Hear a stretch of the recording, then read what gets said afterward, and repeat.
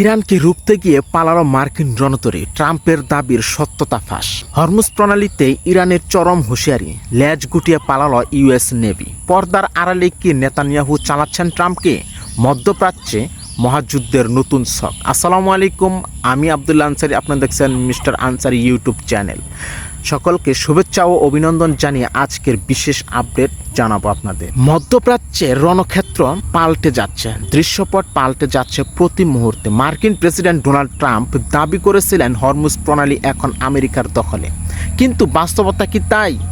ইরানের রিলিজ করা মাত্র 40 সেকেন্ডের ভিডিও এখন কাঁপিয়ে দিচ্ছে হোয়াইট হাউসকে। কি আছে সেই ভিডিওতে? কেন মার্কিন রণতরী এলাকা ছেড়ে পালাতে বাধ্য হলো? বিস্তারিত থাকছে আজকের রিপোর্টে।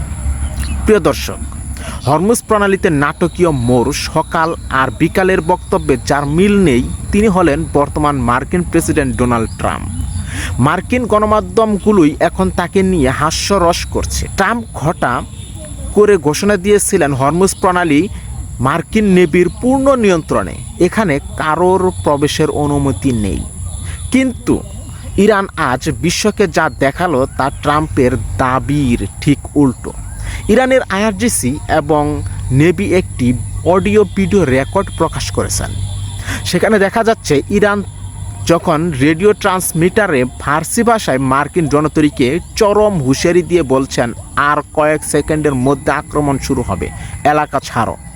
ঠিক তখনই মার্কিন অত্যাধুনিক ওয়ারশিপ বা রণতরী পূর্ণ গতিতে এলাকা ছেড়ে পালিয়ে যাচ্ছে। ট্রাম্পের দাবি যে কেবলই ফাঁকা বুলি ছিল ইরানের এই রেকর্ড, তা আঙ্গুল দিয়ে দেখিয়ে দিল। প্রিয় দর্শক, প্রশ্ন উঠেছে, আমেরিকা এবং ইরান যখন আলোচনার টেবিলে বসে কফি খাচ্ছিল তখন হঠাৎ যুদ্ধের দামামা বাজলো কেন? ওমান ও পাকিস্তানের মধ্যস্থতায় শান্তি যখন প্রায় নিশ্চিত, ঠিক তখনই একটি ফোন কল সব কিছু বদলে দেয়। সেই ফোনটি ছিল ইসরায়েলি প্রধানমন্ত্রী বেনিয়ামিন নেতানিয়াহুর। মোসাদের দেওয়া তথ্যের দোহাই দিয়ে নেতানিয়াহু ট্রাম্পকে বুঝিয়েছিলেন মাত্র 2 থেকে 6 দিনের মধ্যে ইরানের শাসন ব্যবস্থা গুঁড়িয়ে দেওয়া সম্ভব। নিজের ক্যাবিনেট বা জেনারেলদের মতামত তোয়াক্কা না করে ট্রাম্প কেবল ইসরায়েলের স্বার্থে যুদ্ধের ঝুঁকিতে পা বাড়িয়েছেন। এটি কি কেবল ট্রাম্পের ভুল, নাকি দীর্ঘ 500 বছরের এক সুদূর প্রসারী নীল নকশা? ক্যাবিনেট ভাইদের করুণ পরিণতি থেকে বারাক ওবামা বা জো বাইডেন, আমেরিকার কোনো প্রেসিডেন্ট কি আসলে ইসরায়েলি লবির বাইরে যেতে পারবে? আজকের পরিস্থিতি সেই প্রশ্নকেই বড় করে তুলছে। বন্ধুরা, এই যুদ্ধের প্রভাব কিন্তু শুধু মধ্যপ্রাচ্যে সীমাবদ্ধ নয়, বাংলাদেশকেও চলছে এক গোপন ফিফথ কলাম কার্যক্রম। আমাদের সমাজের অনেক প্রভাবশালী মুখ, তথাকথিত সেলিব্রিটি বা টকশো ব্যক্তিরা স্বার্থের বিনিময়ে বিদেশি এজেন্সি হয়ে কাজ করছেন। যখন দেশের স্বার্থে কোনো গুরুত্বপূর্ণ সিদ্ধান্ত নেওয়া হয় তখনই এই বিশেষ গোষ্ঠীটি সাধারণ মানুষকে বিভ্রান্ত করতে মাঠে নামে। এটি মূলত র এবং মোসাদের একটি যৌথ কোলাবোরেশন, যা আমাদের রুদ্ধ ঢুকে গেছে।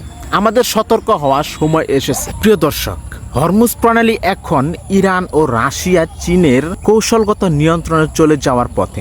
ইরান স্পষ্ট জানিয়ে দিয়েছে, ডলার নয় বরং নিজস্ব কারেন্সিতে তেল বিক্রির মাধ্যমে তারা মার্কিন অর্থনীতিকে চ্যালেঞ্জ করবে। পৃথিবী কি তবে আরও একটি দীর্ঘস্থায়ী ও অনিশ্চিত যুদ্ধের দিকে এগোচ্ছে? ট্রাম্পের এই দ্বিমুখী নীতি কি শেষ পর্যন্ত আমেরিকার পরাজয় ডেকে আনবে?